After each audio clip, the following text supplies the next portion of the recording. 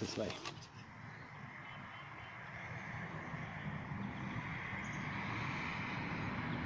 It's like 1712481.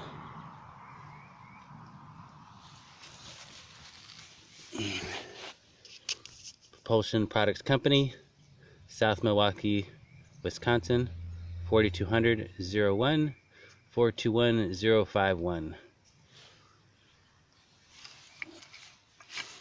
And you can barely read this on the tank also.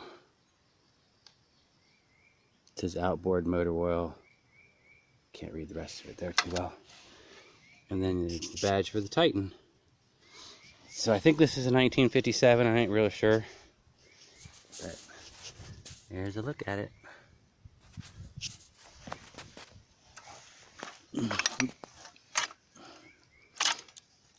Put it right there one time.